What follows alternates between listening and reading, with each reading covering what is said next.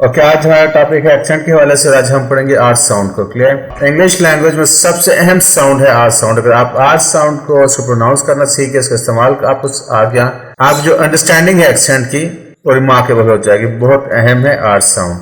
सो देखते हैं हम आर साउंड का हम कहाँ पे इस्तेमाल करते हैं और कहाँ पे इस्तेमाल नहीं करते हैं। ओके जी, अच्छा जी।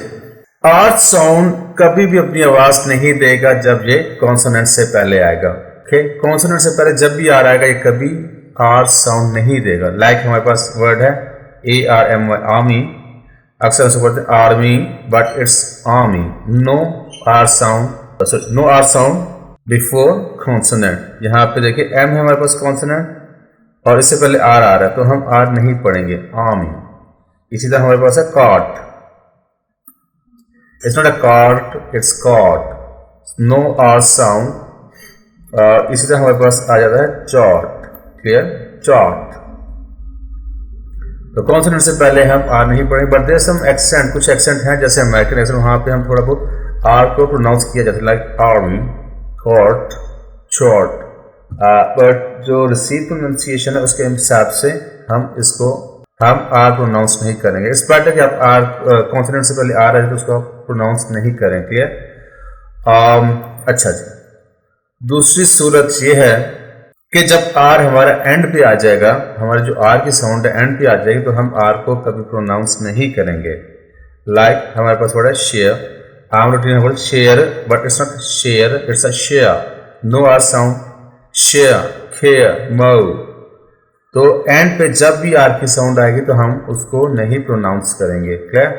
एक और अहम चीज आती है जिसको हम बोलते हैं इंट्रूसिव आर, जहाँ पे आर नहीं होता लेकिन हमने अपनी जुबान के लैंग्वेज के फ्लो को मेंटेन करने के लिए हम उसमें आर का इजाफा करते हैं। ओके, जब दो वावल इकट्ठे आ जाए, जैसे एक वर्ड एंड हो रहा है वावल पे और दूसरा जो वर्ड है वो स्टार्ट हो रहा है वावल से, तो यहाँ पे समटाइम हमारे फ्लो में फर्क आ जाता है क्योंकि दो वावल्स इकट्ठे आ जाते हैं, तो वहाँ पे हम आर का एडिशन करते हैं।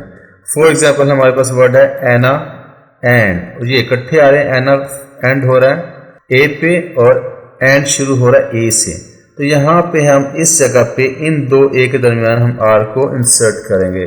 ठीक है? जैसे ये देखें, Ana Rand and Natalia, Ana Rand Natalia. तो ये इंट्रूसिव इंग्लिश लैंग्वेज में बहुत अहमियत है। हमें कई और वर्ड्स भी हैं जो हम इंक्लूड करते हैं ताकि अपनी जो लैंग्वेज का फ्लो है उसको मेंटेन करें। समटाइम्स सेम साउंड के कॉन्सोनेंट आ जाते हैं, वहाँ पे भी हम इंट्रूजन डालते हैं।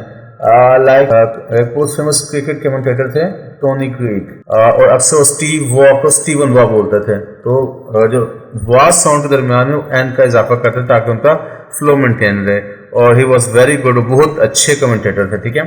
तो इंग्लिश लैंग्वेज में अपनी सहूलत के हिसाब से जहाँ पे आपको लगे आप कोई चीज़ इंक्लूड करना चाहें अपने फ्लो को मेंटेन करने के लिए आप कर सकते हैं। ओके, बट जो रिसीव प्रोनाउंसिएशन है, जो इंग्लिश ब्रिटेन के बोलने वाले हैं, वो बिल्कुल इस चीज़ को ऐड नहीं करते।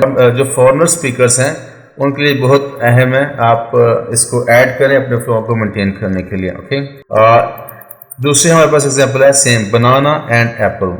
तो यहाँ पे बनाना और एंड के दरमियान आप आर का इजाफा कर सकते हैं, बनाना एंड एप्पल। ओके, उसके बाद है हमारे पास मोर एग्स। तो यहाँ पे आखिरी साउंड आर की है, आर हम नहीं बोले, कॉन्सोनेंट ही आएगा, बट क्योंकि अगला वर्ड भी हमारा वॉवल से स्टार्ट हो रहा है तो हम आर का इस्तेमाल करेंगे, so it will be more eggs. तो इससे हमारा फ्लो मेंटेन रहेगा। क्लियर? ओके, उसके बाद तीन हमारे पास साउंड है पा, टा, का। ओके, जब आर इनके बाद आए, इन साउंड के बाद आएगा तो हम इसको नहीं पढ़ेंगे। ओके, यही एक चीज है जो आपके एक्सेंट में इनक्रेडिबल डिफरेंस लाएगी। क्लियर?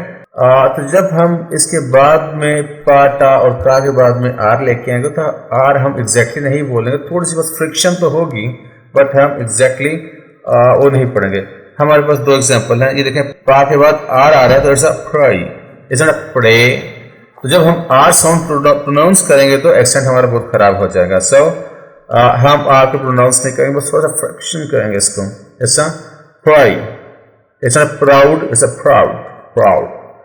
थोड़ा सा हल्का सा फ्रिक्शन आ रहा है, बट एग्जैक्टली हम आर को प्रोनाउंस नहीं करेंगे। इसी तरह अब का साउंड आता है हमारे पास, तो यहाँ पे हम क्रैक नहीं बोलेंगे, क्रैक क्रैक, तो एग्जैक्टली हम आर को प्रोनाउंस नहीं कर रहे। इसी तरह इंक्रीज, इसी तरह हमारे पास है increase, it's not increase, increase रा बोलेंगे तो हमारा एक्सेंट डाउन हो जाएगा, तो हमने इसको आर को नहीं बोलना, इंक्रीज। इसी तरह टा साउंड के बाद हमारे पास आ रहा है true, it's not a true, it's a true, and trust, not a trust.